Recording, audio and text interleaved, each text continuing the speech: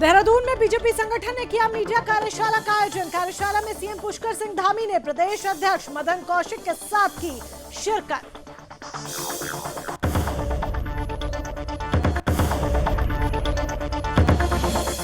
मुख्यमंत्री पुष्कर सिंह धामी ने सचिवालय में की पेयजल विभाग की समीक्षा। सीएम ने पेयजल योजनाओं के क्रियान्वयन में सिंचाई और लघु सिंचाई विभाग का सहयोग लेने की कही बात।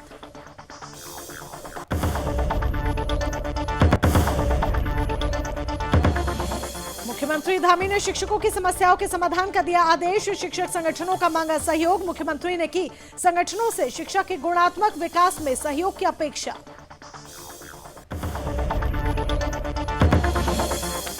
पीएम मोदी के सलाहकार भास्कर खुल्बे ने किए केदारनाथ धाम में दर्शन। केदारनाथ धाम में निर्माण कार्यों का किया अवलोकन। पुनर्निर्माण कार्यों के लिए की प्रदेश सरकार की सराहना।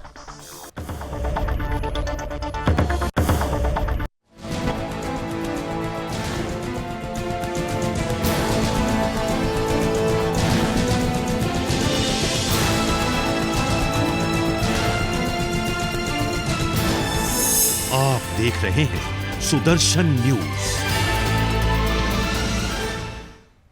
नमस्कार, आप देख रहे हैं उत्तराखंड विशेष और मैं हूं आपके साथ मोनिका ग्रोवर। सबसे पहले बात करते हैं आगामी विधानसभा चुनावों की। उत्तराखंड में भी साल 2022 में विधानसभा चुनाव है, जिसको लेकर सत्ताधारी पार्टी बीजेपी ने अपनी कमर कस ली है। बीजेपी अपने हाथ से सत्ता गंवाना नहीं चाहती है। यही एक बड़ी वजह है कि धनाधन रैलियों का दौर जारी है, धनाधन जनसभाएं हो रही हैं। लोगों के बीच जाकर तमाम जो बीजेपी के नेता हैं वो अपनी पैठ बनाने की कोशिश कर रहे हैं। इसी क्रम में जो तमाम नेता और कार्यकर्ता हैं वो आगामी चुनावों की तैयारियों में इस कदर जुटे हुए हैं कि जी जान लगा देना चाहते हैं। इसी के मद्देनजर आज देहरादून में बीजेपी संगठन की ओर से एक मीडिया कार्यशाला का आयोजन किया गया, जिसमें मुख्यमंत्री पुष्कर सिंह धामी और बीजेपी के प्रदेश अध्यक्ष मदन कौशिक ने शिरकत की। साथ ही मीडिया से जुड़े सभी कार्यकर्ता और पदाधिकारी भी मौके पर मौजूद रहे। मीडिया हमारा लोकतंत्र का चौथा स्तंभ है और उसकी बहुत बड़ी भूमिका है। तो सही प्रकार से लोगों के बीच में पार्टी का पक्ष जाए, सरकार का पक्ष जाए, उसके लिए लगातार समय समय पर इस प्रकार की वर्कशॉप होती रहती है। और इसमें हमारे राष्ट्रीय नेतृत्व से भी, प्रदेश नेतृत्व से भी और प्रदेश के विभिन्न कोनों से लोग आए हैं जो लगातार इस कार्यशाला में भाग लेंगे। सीएम धामी खुद धरातल पर एक एक कार्य कर रहे हैं। सीएम धामी खुद धरातल पर जनता के बीच जाकर अपनी पैठ बना रहे हैं, क्योंकि उनके कंधों पर कहीं ना कहीं जिम्मेदारी है, उनके कंधों पर दारोमदार है कि बीजेपी के हाथ से सत्ता उत्तराखंड की जानी नहीं चाहिए। इसी क्रम में धामी ने आज सचिवालय में पेयजल विभाग की समीक्षा की। सीएम ने इस दौरान पेयजल योजनाओं के क्रियान्वयन में पेयजल के साथ सिंचाई और लघु सिंचाई विभाग का भी सहयोग लेने की बात कही। साथ ही कहा कि स्वीकृत योजनाओं के टेंडर की प्रक्रिया 15 नवंबर तक पूरी करें, ताकि उन पर जल्द ही काम शुरू हो सके।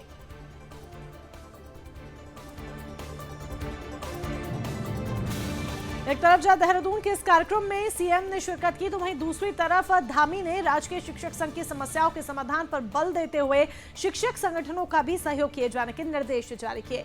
सीएम ने शिक्षक संगठनों से शिक्षा के गुणात्मक विकास में सहयोग देने की अपेक्षा की है। मुख्यमंत्री ने कहा कि हमारे छात्रों को बेहतर शिक्षा मिले, इस पर सभी को अपना सहयोग देना होगा।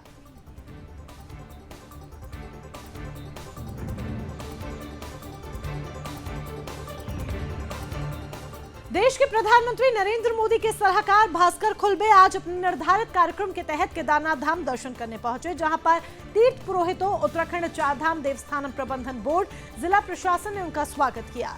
इस दौरान उन्होंने केदारनाथ धाम में निर्माण कार्यों का अवलोकन भी किया और पुनः निर्माण कार्यों के लिए प्रदेश सरकार की जमकर सराहना की।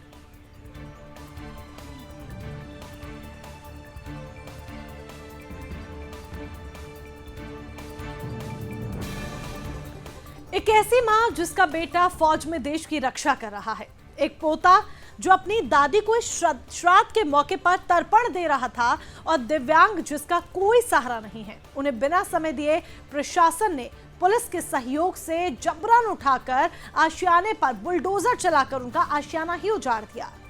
यह आरोप है हाट गांव के जल विद्युत परियोजना के उन प्रभावित परिवारों का जिन्होंने अभी तक जल विद्युत परियोजना से किसी भी प्रकार की धनराशि विस्थापन के लिए नहीं ली है। देखिए चमोली से ये खास रिपोर्ट। बता दें पिपलकोटी में टीएचडीसी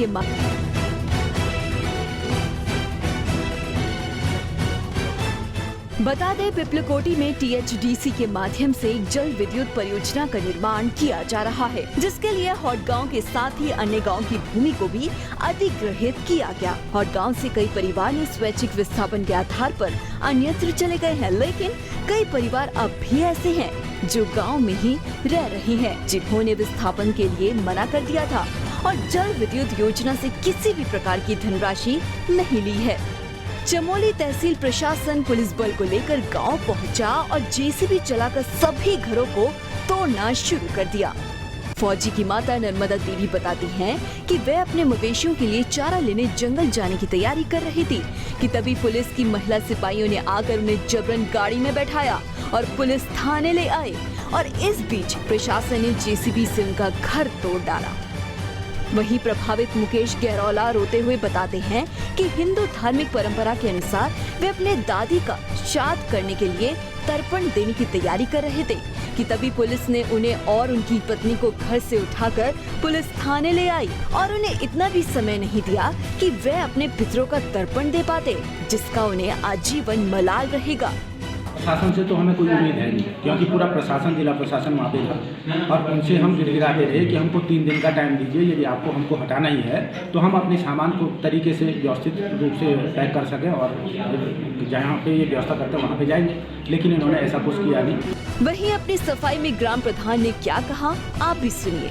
इस प्रकार की कार्रवाई से बहुत सहमे हुए लोग हैं, जिन लोगों का घर नहीं है, जो लोग अभी आपने देखा होगा कि एक आँख नहीं देख रहे हैं, बूढ़ी ताई जी हैं, इनके बच्चा इनका फौज में है, बॉर्डर पे है, जिनके पास घर नहीं है हम उनके पूरी व्यवस्था कराएंगे।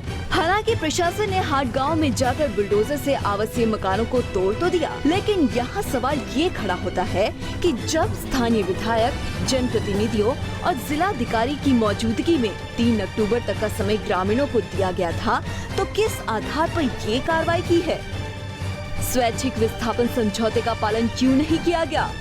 जिन्होंने जल विद्युत परियोजना से किसी भी प्रकार से विस्थापन की धनराशि नहीं ली है, तो उनका आशियाना किस आधार पर तोड़ा गया? इन सभी मुद्दों पर ना तो अधिकारी बोलने को तैयार है और ना ही कोई नुमाइंदा। चमोली से संदीप कुमार की रिपोर्ट। शक्ति फॉर्म में ब्लॉक कांग्रेस कमेटी ने पूर्व विधायक किरण चंद्र मंडल की अध्यक्षता में मेरा बूथ सबसे मजबूत के तहत कार्यक्रम का आयोजन किया, जिसका मुख्य उद्देश्य कांग्रेस को जमीनी स्तर पर मजबूत करना है। इस दौरान आगामी विधानसभा चुनाव को लेकर विभिन्न मुद्दों पर विस्तार से चर्चा हुई। साथ ही ये भी निर्णय लिया गया कि सभी कांग्रेस कार्यकर्ता और समर्थक एकमत होकर हाईकमान की ओर से तय किए गए प्रत्याशी को आगामी विधानसभा चुनाव में भारी मतों से जिताकर विधायक बनाएंगे।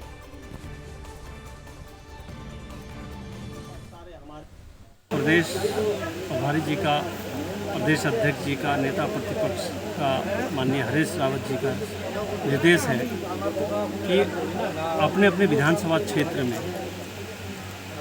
बूथ कमेटी बनाई जाए, मजबूत किया जाए, प्रत्येक कार्यकर्ताओं का सम्मान किया जाए। उसी क्रम में आज शक्ति फॉर्म देवनगर में एक कार्यक्रम हमने यहाँ पे आयोजित किया।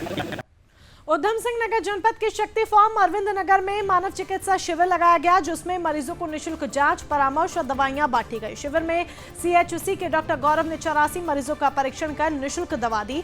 वहीं डॉक्टर गौरव ने बताया कि एक निजी संस्था ने शिविर का आयोजन किया है। इसके अलावा जितने भी लोग आ रहे हैं उनकी जाँच कर हम उनको दवाइयां दे रहे हैं। नाम डॉक्टर गौरव मंगई, मैं सीएचसी सितारगंज से। देखो, आज जैसे जानकी देवी बाजार में यहाँ पर शिविर का आयोजन किया गया है। इन्होंने हमसे पहले यहाँ पर सभी के ब्लड्स जो है सीबीसी सबकी रिपोर्ट पहले से हमारे पास थी, जिसके हमने उसके अनुसार हम उनका ट्रीटमेंट कर रहे हैं। और जितने भी फिजिशियन, जितने भी मतलब लोग आ रहे हैं जनरल, उनका हम चेकअप करके उनको दवाइयाँ दी जा रही हैं, क्योंकि ये सब सुविधाएं उनको उनके ग्राम स्तर पर ये सब सुविधाएं आज हम यहाँ से प्रोवाइड कर रहे हैं। बीजेपी के जिला प्रभारी दीपक मेहरा टनकपुर पहुंचे, जहां पर उन्होंने बीजेपी कार्यकर्ताओं के साथ बैठक की। बैठक में पीएम मोदी के कार्यक्रम के बारे में भी चर्चा की गई, जिसमें 7 अक्टूबर तक होने वाले कार्यक्रमों को लेकर विचार विमर्श किया गया। वहीं पीएम मोदी के राजनीति में 20 साल पूरे होने की खुशी में कार्यक्रमों का आयोजन किया जाएगा, ये फैसला लिया गया।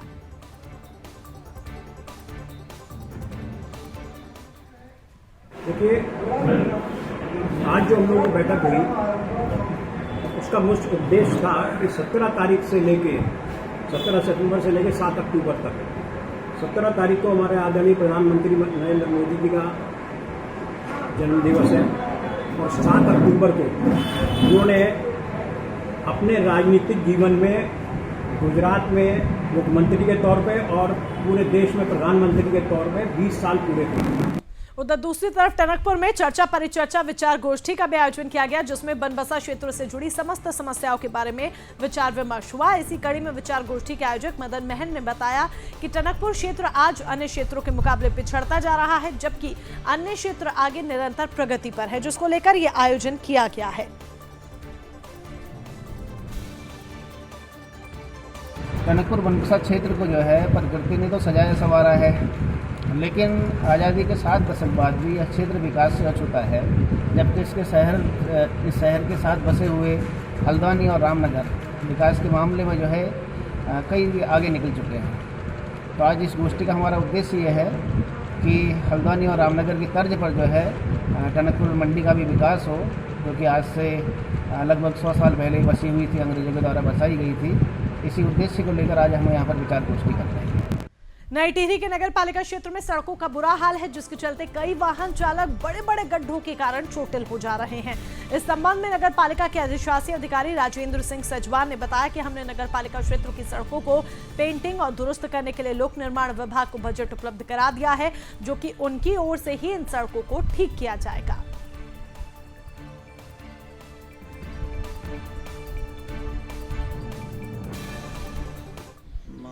मेनली जो है नगर पालिका के जुरिडिक्शन में है, तो नगर पालिका ने कुछ पैसा हमें दिया था, उसमें 6-7 सड़कें हैं, तो उसमें हमने काफ़ी कुछ सड़कों को पिछले समर सीजन में कर दिया था और कुछ 2-3 सड़कें बची हुई हैं, जिसमें अब हम तुरंत काम शुरू कर रहे हैं जैसे बरसात खत्म होता है। विकासखंड कीर्तिनगर के मलेथा, रानीहाट, देवली और नेथाड़ा में पूर्व मंत्री प्रसाद नेथानी ने रेल परियोजना प्रभावितों के साथ बैठक की, जिसमें उनकी विभिन्न समस्याओं और अनुबंधों पर चर्चा की गई। इस दौरान मंत्री ने कहा कि यदि 30 सितंबर तक परियोजना के निर्माण कार्यों में लगी कंपनी प्रभावित परिवारों को उचित मुआवजा और रोजगार उपलब्ध करवाने के साथ वादों को पूरा नहीं करती है, तो 2 अक्टूबर से ऋषिकेश कर्णप्रयाग रेल परियोजना का निर्माण कार्य बंद करवाया जाएगा।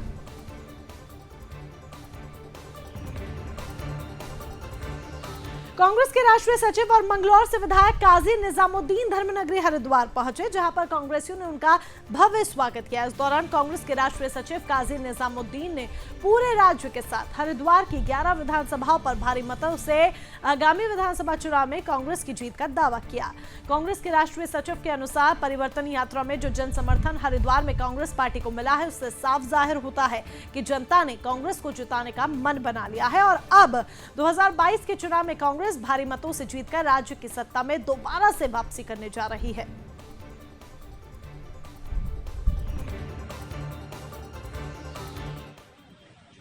ठीक है, जीत गए, लेकिन अब के कांग्रेस जवालापुर भी, हरिद्वार भी और ग्रामीण को ही नहीं पूरे जनपद हरिद्वार को भारी बहुमत के साथ जीतेगी और उत्तराखंड में कांग्रेस भारी बहुमत के साथ सरकार बनाएगी। जवालापुर लोकसभा सीट का अगर आप देखें कि लोकसभा सीट में भी जब हरिद्वार में चुनाव हुआ तो जवालापुर में तब भी कांग्रेस जीती है।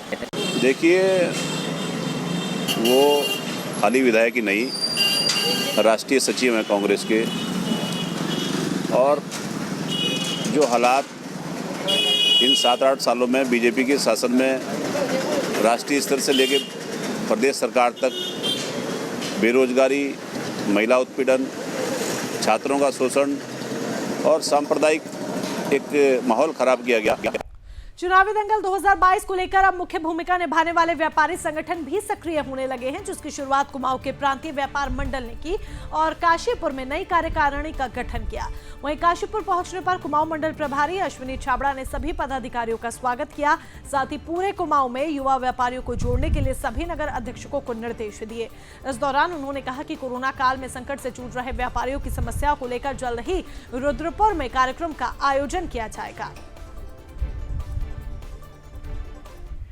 युवा वर्ग की हमने काशीपुर से युवा टीम की गठन करके काशीपुर महानगर ने एक अच्छी टीम को जोड़ा है अपने साथ, और मैं उनके उज्जवल भविष्य की कामना करते हुए यही चाहूँगा कि संगठन के प्रति, व्यापार मंडल के प्रति निष्ठा से और व्यापारी हित में कार्य करें, जिससे कि एक संदेश जाए व्यापारियों में कि हाँ, हमारे लिए कोई कुछ काम करने वाले लोग हैं। मसूरी माल रोड में हैकमैन कंपाउंड की जमीन पर हो रहे निर्माण को लेकर लोगों ने आपत्ति जताई है। वहीं ठेकेदार ने निर्माण कार्यों को ढकने को लेकर माल रोड पर पर्दे लगा दिए हैं, जिसको लेकर लोगों ने एसडीएम से शिकायत की। बताया जा रहा है कि हैकमैन कंपाउंड के स्वामी ने हैकमैन के साथ वाली भूमि पर निर्माण कार्य किया जा रहा है। वह जेसीबी के जरिए मलबे को हटाने का काम चल रहा है, लेकिन जेसीबी चलाने की अनुमति नहीं ली गई है, जिसकी शिकायत मिलने पर एसडीएम मनीष कुमार के निर्देश पर नायब तहसीलदार दिनेश रमोला पुलिस के साथ मौके पर पहुंचे और माल रोड पर लगे पर्दों को तत्काल हटाने के साथ अनाधिकृत रूप से संचालित हो रही जेसीबी को भी तत्काल रोकने के निर्देश दिए।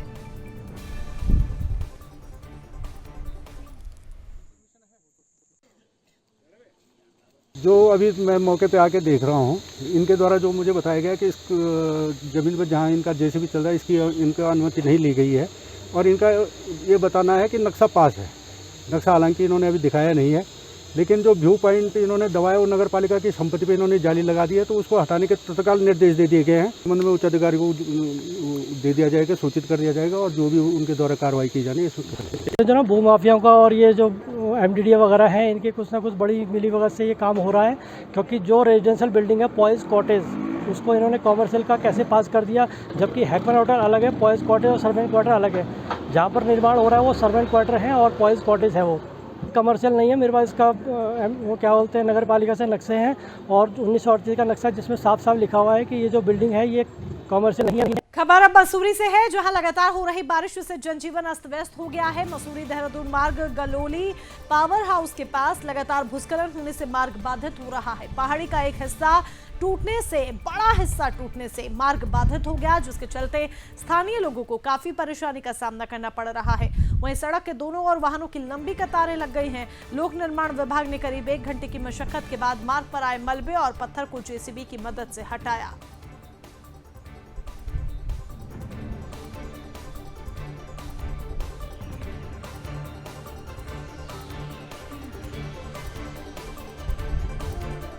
बाजपुर में समाजवादी पार्टी के कार्यकर्ताओं ने उप जिलाधिकारी कार्यालय को तहसील भवन में स्थापित किए जाने की मांग की, जिसको लेकर उन्होंने मुख्यमंत्री को संबोधित ज्ञापन तहसील कार्यालय में सौंपा। वहीं मौके पर मौजूद समाजवादी पार्टी के यूथ ब्रिगेड के राष्ट्रीय उपाध्यक्ष अरविंद यादव ने बताया कि तहसील भवन में उप जिलाधिकारी के लिए कार्यालय बनाया गया है, लेकिन उप जिलाधिकारी कार्यालय को बेरिया रोड पर बने भवन में संचालित किया जा रहा है। उच्च न्यायालय ने एडिशनल सिविल जज की स्थापना बाजपुर में कर दी है और परिवार न्यायालय का कैंप भी बाजपुर में आने के लिए तैयार है, लेकिन भवन की व्यवस्था नहीं होने के कारण दोनों कोर्ट खाली चल रहे हैं, जिससे बाजपुर की जनता को काफी परेशानियों का सामना करना पड़ रहा है। वहीं कार्यकर्ताओं ने चेतावनी देते हुए कहा कि अगर उनकी मांग को पूरा नहीं किया गया तो मजबूरन उन्हें आंदोलन का रास्ता चुनना पड़ेगा।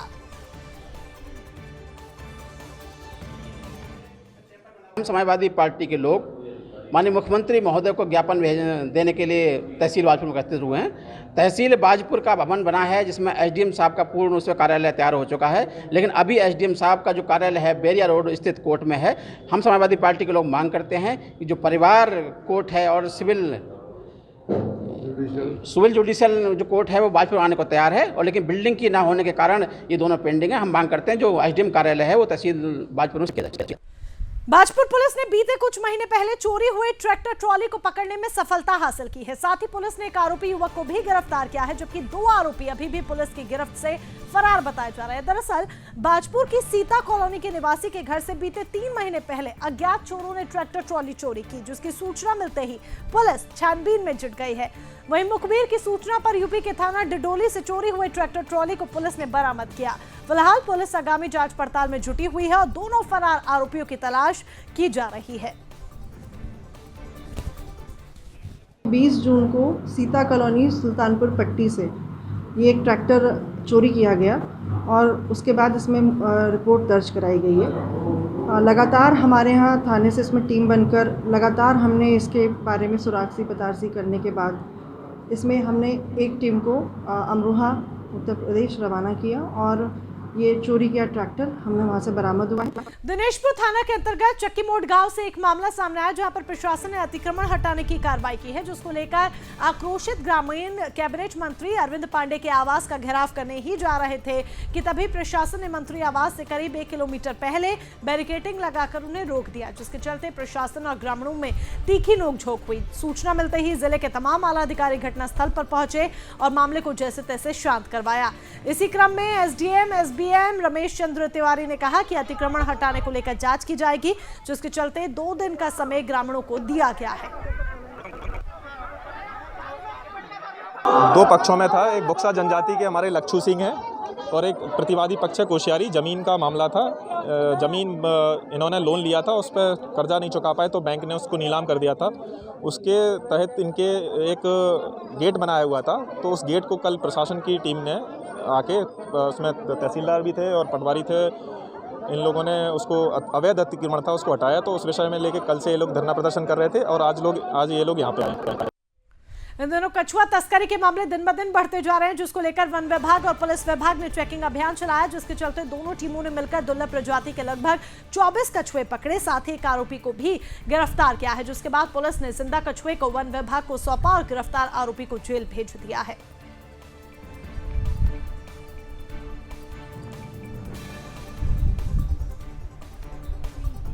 लक्सर कोतवाली में हरिद्वार के एसएसपी डॉक्टर योगेंद्र सिंह रावत ने हत्याकांड का खुलासा कर दिया है। एक बड़े हत्याकांड का खुलासा किया है, जिसकी जानकारी प्रेस कॉन्फ्रेंस के माध्यम से दी गई। प्रेस कॉन्फ्रेंस के माध्यम से एसएसपी ने बताया कि 18 सितंबर को एक बंद पड़ी मिल में अज्ञात बदमाशों ने 70 साल के चौकीदार की हत्या कर दी थी, जिसकी शिकायत मृतक के पुत्र ने पुलिस को दी थी। उसी के आधार पर मुकदमा दर्ज कर पुलिस ने आरोपियों की धरपकड़ करने के लिए कार्रवाई शुरू की और फिर मुखबिर की सूचना पर आरोपियों को गिरफ्तार किया गया। साथ ही लूट का सामान समेत हत्या में इस्तेमाल किए गए एक पाठल, हैंडपंप और हैंडल समेत अन्य सामान को भी बरामद कर लिया गया है। 18 तारीख को अकबरपुर गांव में एक बंद राइस मिल है, जिसके चौकीदार की हत्या कर दी गई थी। पुलिस लगातार इसको अनावरण में लगी हुई थी। हत्या के साथ साथ यहाँ से कुछ सामान, जिसमें कि इसका मोबाइल और मोटरसाइकिल थी और अन्य जो घरेलू सामान होता है, ये भी यहाँ से लूटा गया था। तो इसमें अभियोग पंजीकृत करके पुलिस लगातार इसके अनावरण के प्रयास में लगी हुई थी और इसमें आज सुबह सफलता प्राप्त हुई है, जिसमें कि 3 अभियुक्त जो आसपास के इलाकों के ही हैं, इनको गिरफ्तार किया गया। रुड़की के लंढोरा के जैनपुर झंझेड़ी गांव के पास गाधारूना रोड पर एक युवक का शव पेड़ से लटका मिला, जिससे आसपास के इलाके में हड़कंप मच गया। दरअसल मंगलौर के अंतर्गत गांव घोसीपुरा निवासी 20 साल का युवक दोपहर से लापता था, जिसकी शिकायत पुलिस को दी गई थी। उसी के आधार पर पुलिस की छानबीन के बाद ही युवकों का कुछ भी जब पता नहीं चला तो गाँव के निवासी ने युवक का शव पेड़ से लटका देखा, जिसके बाद आखिरकार पुलिस को इस पूरे मामले की सूचना फिर से दी गई। फिलहाल पुलिस ने शव को कब्जे में लेकर पोस्टमार्टम के लिए भेज दिया है और आगामी जांच में जुट गई है। जैनपुर झंझेड़ी में एक भट्टा है, उसके पास के गन्ने के खेत में एक पेड़ पे एक शव लटका हुआ मिला, जिसके संबंध में उसकी शिनाख्त जो है घोसीपुरा के एक लड़के के रूप में की गई। उसके परिजनों द्वारा उसकी शिनाख्त की गई है। यह युवक कल दिन से अपने घर से लापता था। प्राइमा फेसी जो प्रथम दृष्टया लग रहा है कि ये आत्महत्या का मामला प्रतीत हो रहा है। इस संबंध में पुलिस द्वारा पोस्टमार्टम कराया जा रहा है और अन्य एंटी ह्यूमन ट्रैफिकिंग सेल और पुलिस ने संयुक्त रूप से मोहान क्षेत्रों में एक रिजॉर्ट के अंदर चल रहे सेक्स रैकेट का भंडाफोड़ करते हुए एक बड़ी कार्रवाई को अंजाम दिया है। मामले में कोतवाल आशुतोष कुमार सिंह ने बताया कि टीम ने मौके पर 5 युवतियों समेत एक युवक को गिरफ्तार किया, जबकि एक आरोपी मौके से फरार हो गया, जिसकी पुलिस तलाश कर रही है। साथ ही बताया कि मामले में रिजॉर्ट स्वामी ने इन सभी आरोपियों का ब्यौरा अपने यहाँ रजिस्टर में दर्ज नहीं किया था, जिसको लेकर रिजॉर्ट स्वामी के खिलाफ पुलिस अधिनियम के तहत कार्रवाई की जा रही है।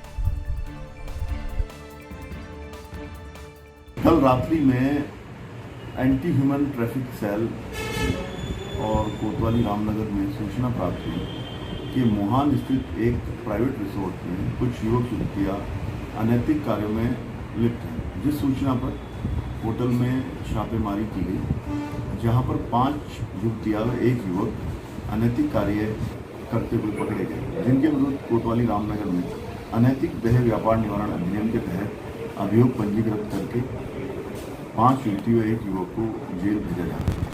और उत्तराखंड विशेष में फिलहाल के लिए बस इतना ही, लेकिन देश दुनिया की तमाम महत्वपूर्ण खबरों के लिए जुड़े रहे सुदर्शन न्यूज के साथ। जय हिंद।